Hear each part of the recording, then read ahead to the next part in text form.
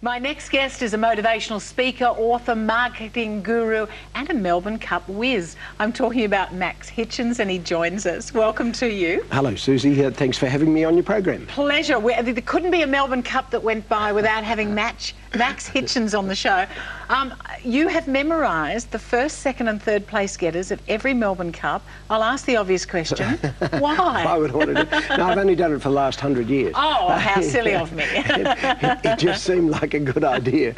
No, I actually memorised the winners of the Cup first of all, and then I found a few other people could do that. And I thought, well, I'll try and find something that people can't do. So I memorised first, second and third, just for the exercise of doing it. And so, yeah, that's pretty much the reason why. So if I said to you the winner of the Melbourne Cup, first, second and third in, say, well, if it's 100 years, we're 2007, say,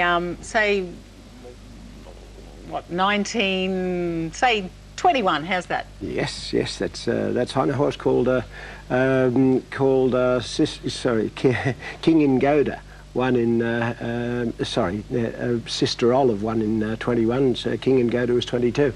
Sister Olive was first, the Rover was second, and Amazonia was third. Now, the problem is you don't know whether I'm right or wrong.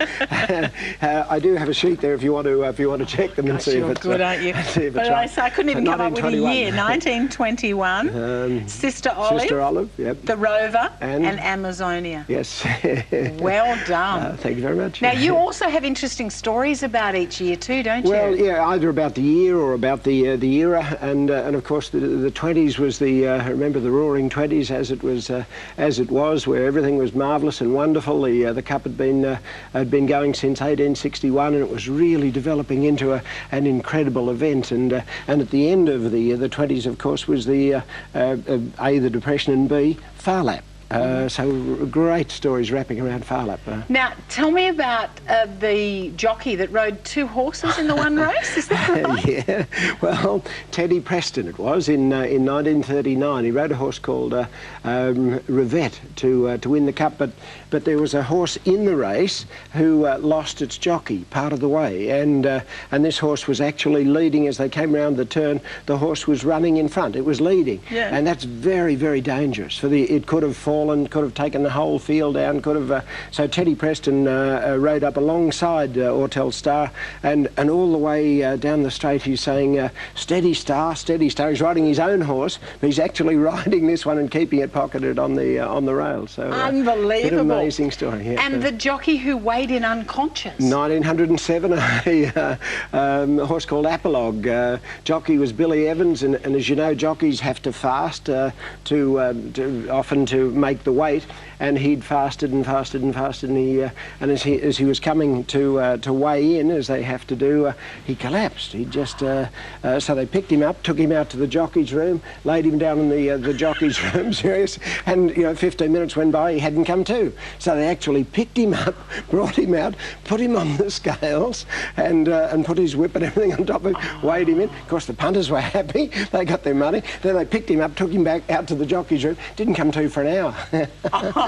Serious Look, stuff. I could spend the whole of the Melbourne Cup show talking about all of these things, but you've actually got a verse that you're going to share with us. I do, but can I give you a copy of a book called How to Pick the Winner of the 2007 Melbourne Cup? Sure. This is your e-book, isn't it? This is the e-book, that's right, and I hope it brings you lots of success in this year. Thank you so much. I wrote a verse called What'll Win the Cup, and I dedicated it to my dad, who was a bookmaker in Moore East, and my brother and I were thrown in to run a pub as teenagers when Dad died unexpectedly, and so I dedicated it to him. And during the year I lost my brother, so I'm sort of dedicating it to both of them. This is how it goes. I was in a pub in Moree Town. First time I heard the line, "What'll win the Cup," he said. First time I heard the line, "What'll win the Cup," he said, as he drank his middy down. It's a cry that's heard in pub and club where there's always talk of races.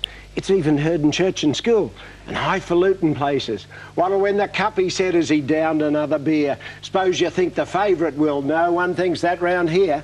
Great thing about the Cup, you know, is everyone's a crack. Can tell you what's a cert to win and which one not to back. It matters not where you are down south, they talk of R1, but Gunsinder's still the favourite if you come from near the bar one. In every place across the land they quote a favourite story, perhaps the year that Carbine won, or when Farlap went to glory. Do you remember TJ's Kingston Town? Van der Hum, he loved the rain, but what was it that beat the king? Was it Golden Black or Gurner's Lane? Carbine was the best, you know, said the bloke behind the bar. Narby buggered Farlap was, hey, give us another jar. And on and on and on it goes, as far as the Pearly Gate, where my old man was heard to say, what'll win the cup, mate? Oh, that is just so gorgeous. You've got an incredible memory. Thank you, sister. I just love it. And you have it's just been a delight on this Melbourne Cup day to share all this with you.